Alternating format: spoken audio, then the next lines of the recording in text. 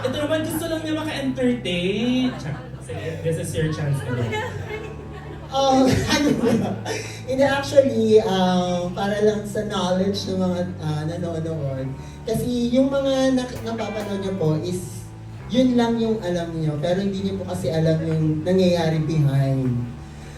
So ako rin, hindi ko alam na ganun yung mga confession. Actually, kahit ako, nagulat ako. Eto, ngayon ko lang po sasabihin, nagulat po ako sa mga confessionals ni Didi about me na parang for me, it's not a shade, it's an accusation. Pero I get it, hindi ko siya ginajudge. And I know kasi na nung nasa loob po kami, si Didi kinausap niya ako na sis, parang yung mga nasabi niya nga sa confessionals, I don't know if you remember, if you still remember na nag-a-apologize siya sa akin na kung ano man yung mga nasabi ko sa confessionals, nasabi ko na yan, ganyan. So sabi ko, okay lang yun kasi ako rin naman may mga sinasabi sa confessionals eh.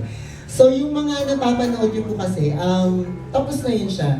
So, hindi rin po namin alam yung mga nangyayari during, yung katulad nga, yung nangyayari during shoot na may mga ganun siya na pag pinagtagpi-tagpi na, parang ang ano na niya tignan pag pinanood na ninyo. True. Parang ang worst niya tignan. Pero sa amin kasi, we're okay naman po. Pero gusto ko lang din sabihin kay Didi, I'm also human. Nasasaktan din po ako sa mga nabitawang salita ni Didi. And if may mga nabitawan man din ako na salita kay Didi sa past or before pa, hindi ko rin yun siya gusto na masaktan kasi lahat naman tayo nagkakamali rin talaga. Pero alam naman natin na let's all forgive and forget and move forward kasi let's give chance naman sa mga queens, lalo na sa aming lahat na to change and to get better, di ba? So, wala namang masama na magbago, kundi acceptance lang din talaga. True. Pero Didi, eto.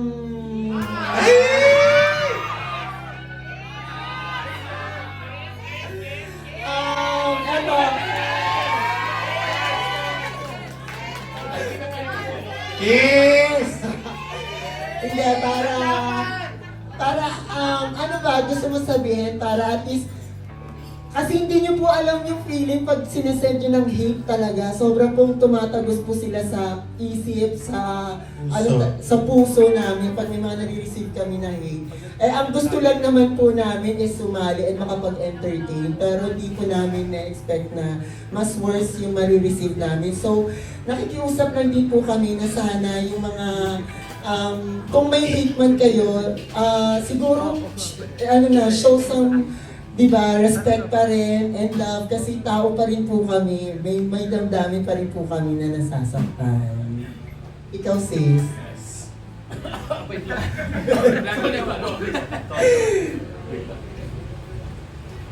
Okay, Kat and I, a lot of you don't know the dynamics.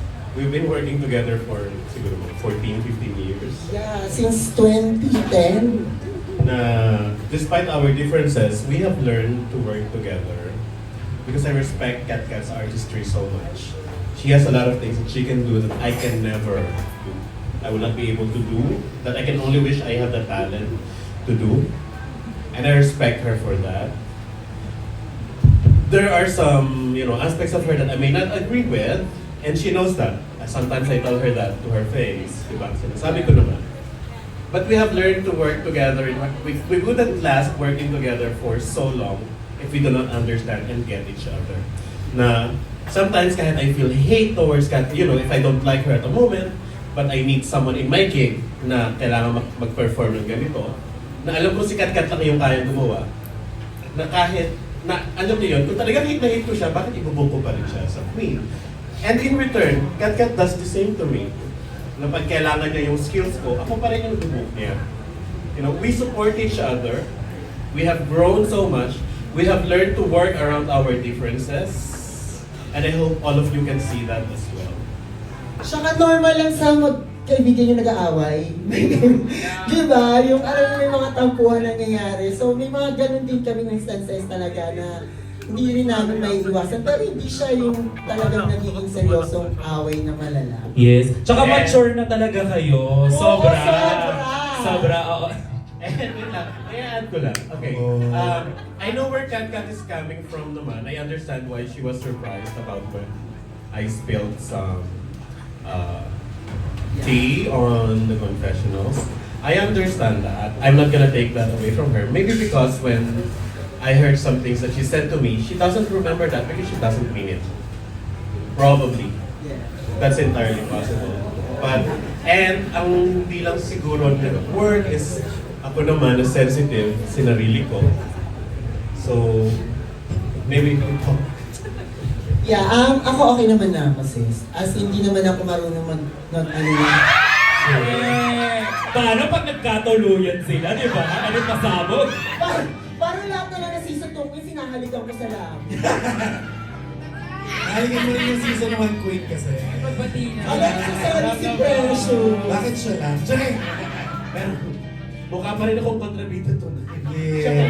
Alam mo ba, share ko lang kasi magka-chat kami ni Didi nung isang linggo. Tinatanong niya nga yung sitwasyon niya sa mga nangyari nung past episodes. Sabi ko, sis, sa totoo lang talaga, ang gusto ko na lang sana, harapin mo kung ano man yung naging mali mo, aminin mo, tapos matuto tayo sa pagkakamay natin. Kasi at the end of the day, magkakaibigan tayong lahat dito. Yes, and alam niyo po ba, nung paglabas, nung paglabas po na episode na yun, nag-reach out agad ako kay Didi na, sis, you want to talk about yun nga, yung mga nangyari. As in, nag-PM agad ako, and even sa ibang S2 queens na nag-reach out din ako. Kasi nga, gusto ko rin maging aware sila lahat na yun nga, yung mga nangyayari din sa amin. Ayaw kasi nga magkagulo. Oo, bukod sa isa. So, ayun nga. So, para lang maging maayos din kasi ang lahat. Si Didi po kasi, hindi rin kasi alam ng iba na bago siya pumasok kasi ng Drag Race, may pinagdaanan po siya malala, di ba? Na nag-under po siya ng Therapy. yeah. So, kaya naiintindihan ko rin yung Massage ano therapy. niya. Nag-under po siya ng gano'n. So, kaya naiintindihan ko rin yung situation ni Didi. Kaya ako na mismo nag-PM sa kanya para i-reach out siya kung okay na pag-usapan namin. Kaya excited ako na makaset siya tonight kasi gusto ko talaga siyang makausap. Magkaroon ng closure yung issue namin. I-close na natin itong chapter na to. Yes! Yes! Yes! Yes! Gusto mo dyan? Kaya naman po, dating magkaibigan nagkaroon ng lamat, muling nagkapatid. Kaya wala ibang pwede gawin kundi kiss! Yes! Hindi pa yata nahihilom yung fillers. Ay, bakit? Ano masama sa fillers? Yes na, yes May na. fillers. Yes na. What? Yes! Oh my God! Sobrang love ko itong dalawang to kasi. Ay! Oh my God, may tumayo! Ayan! So at the end of the day talaga lahat tayo magkakaibigan, lahat tayo magkakatrabaho, lahat tayo dito magkakapatid. Kaya at the